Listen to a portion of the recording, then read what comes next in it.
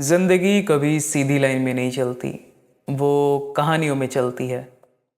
कुछ कहानियाँ हम प्लान करते हैं और कुछ कहानियाँ बस हो जाती है। ये वीडियो कोई अनाउंसमेंट नहीं है, ये एक याद है, एक सफ़र है जो 2018 में शुरू हुआ था और 2025 में एक नए मोड़ पे आ गया। आज जब मैं ये बोल रहा हूँ तो मेरे शब्द सिर्फ मेरी आवाज़ नहीं है, ये मेरी पूरी लाइफ की जर्नी है। 2018 एक ऑफिस, एक नॉर्मल सी जगह जहां लोग काम करते हैं, ईमेल्स भेजते हैं, डेडलाइंस कंप्लीट करते हैं। हम दोनों भी वहीं पे मिले, साथ काम करते थे। उस वक्त कोई लव स्टोरी नहीं चल रही थी, कोई फिल्मी एंगल नहीं था। बस दो लोग थे जो एक दूसरे के साथ काम करते थे। वो यूपी से थी और मैं कोलकाता से। बैकग्राउंड अलग, सोच अलग, रिलीजन भी अलग, और शायद इसी वजह से बातें इंटरेस्टिंग होती चली गई। कब दोस्ती हुई, कब बातें आदत बन गई और कब आदत प्यार बन गया, पता ही नहीं चला। 7 साल। लोग बोलते हैं भाई 7 साल का रिलेशनशिप बहुत होता है, और हाँ, बिल्कुल होता है। इसमें सिर्फ प्यार नहीं होता, इसमें आर्गुमेंट्स होते हैं, मिसअंडरस्टैंडिंग्स भी होती है और साइलेंस भी होती है। कभी लगता है सब ठीक है हमारे लाइफ में, सब परफेक्ट है, और कभी लगता है यार कुछ भी सेम नहीं है, कुछ भी सही नहीं चल रहा। रीज़न?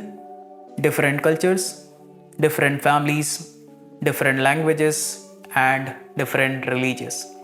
तो सब इजी तो बिल्कुल नहीं था हमारे लिए, पर एक चीज़ हर बार सेम रही, हमने एक दूसरे का हाथ कभी भी नहीं छोड़ा। हर प्रॉब्लम के बाद एक बात तो क्लियर होती गई, ये सिर्फ एक रिलेशनशिप नहीं है, ये एक पार्टनरशिप है जो हम दोनों को साथ में निभानी है।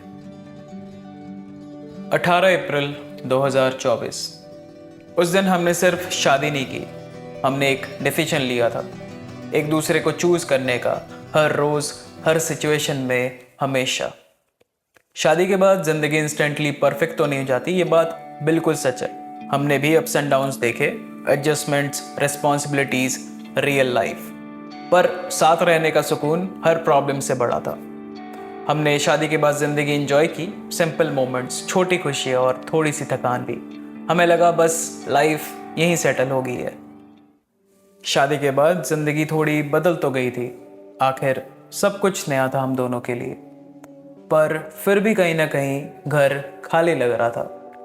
और फिर 21 जुलाई 2024 को ज़िंदगी ने हमें एक नया साथी दिया, कोको, जिसे हमने नहीं, उसने खुद ने सेलेक्ट किया था।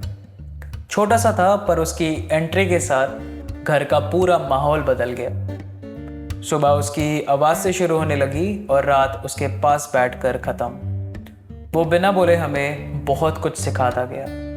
प्यार करने का मतलब, प्यार का मतलब बिना किसी एक्सपेक्टेशन के साथ रहना और हर दिन खुश रहने की वजह ढूंढ लेना। कोको के आने के बाद घर सिर्फ रहने की जगह नहीं रहा, घर महसूस होने लगा। इसी जर्नी के बीच एक ऐसा फेज़ आया जिसके बारे में सोच के या बात करके आज भी थोड़ा सा अजीब लगता है। उसकी तबीयत अचानक से बहुत ज़्यादा ख़राब होने लगी। हमने सोचा शायद नॉर्मल पेन होगा, इसलिए इसने भी थोड़े दिन इग्नोर किया। पर जब डॉक्टर को दिखाया तो पता चला कि अपेंडिक्स बर्स्ट हो चुका है। डॉक्टर ने बिना टाइम वेस्ट किए एक ही बात बोली, इमीडिएट ऑपरेशन करवाना पड़ेगा। सच कहूँ तो ये एक लाइन में बताने वाली कहानी नहीं है, क्योंकि वो दिन, वो रात, हॉस्पिटल के कॉरिडोर्स, रिपोर्ट्स, इंजेक्शंस, वेटिंग्स, सब कुछ एकदम से ब्लर सा हो गया था। और फाइनली 25 फरवरी को उसका ऑपरेशन था और ऑपरेशन सक्सेसफुल रहा। पर अगले 3 दिन हम सभी के लिए शायद सबसे मुश्किल दिन थे। वो काफ़ी पेन में थी और मैं बस उसके पास खड़ा था, लाचार। बस यही सोच रहा था कि काश मैं उसका दर्द भी थोड़ा सा बांट लेता तो उसको थोड़ी तो राहत मिलती। हर एक मिनट भगवान से बस एक ही प्रेयर थी कि प्लीज़ सब ठीक कर दो। और शायद उस दिन ऊपर वाला हमारे साथ था, उसने हमारी सुन ली, इसलिए धीरे धीरे रिकवरी स्टार्ट हुई। सबके चेहरे पे स्माइल वापस आई और ज़िंदगी फिर से थोड़ी नॉर्मल होने लगी। और फिर आया जुलाई 2025। वो एक बिल्कुल नॉर्मल सा दिन था जब तक वो मेरे पास आई और मुझे ये दिखाया। ये कोई ड्रामेटिक सीन नहीं था, ना कोई बैकग्राउंड म्यूज़िक, बस एक सरप्राइज़ थी जो ज़िंदगी भर के लिए याद बन गया। उस मोमेंट में टाइम स्लो हो गया था। खुशी तो थी, बट साथ में रिस्पॉन्सिबिलिटी भी महसूस हुई। हम दोनों चुप थे, बट दिल बहुत लाउड था।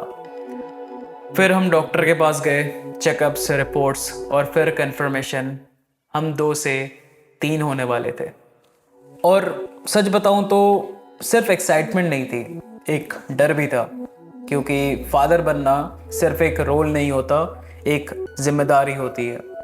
क्या मैं रेडी हूँ? क्या हम रेडी है? पर फिर एक चीज़ समझ आई कि कोई भी पूरी तरह रेडी नहीं होता, बस सीखता है और प्यार करता है, और शायद प्यार ही काफ़ी है। और अगर मैं कहूँ कि इस पूरी जर्नी में सबसे ज़्यादा स्ट्रॉन्ग अगर कोई है तो वो ये है। उसकी बॉडी चेंज हो रही है, इमोशंस चेंज हो रहे हैं, पर उसकी आंखों में एक अलग ही शांति है। मदरहुड शुरू हो चुकी है बेबी के आने से पहले ही, और मैं बस साइड में खड़ा हूँ, सीख रहा हूँ। और ये मैसेज सिर्फ तुम्हारे लिए।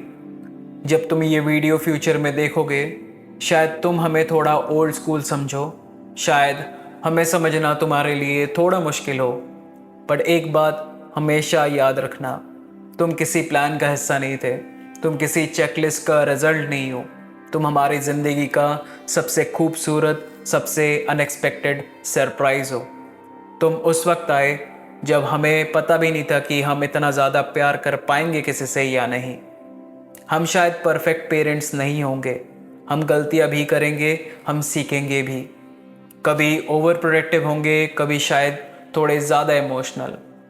पर एक चीज़ हम हमेशा पक्का रखेंगे, तुम्हें कभी अकेला महसूस नहीं होने देंगे।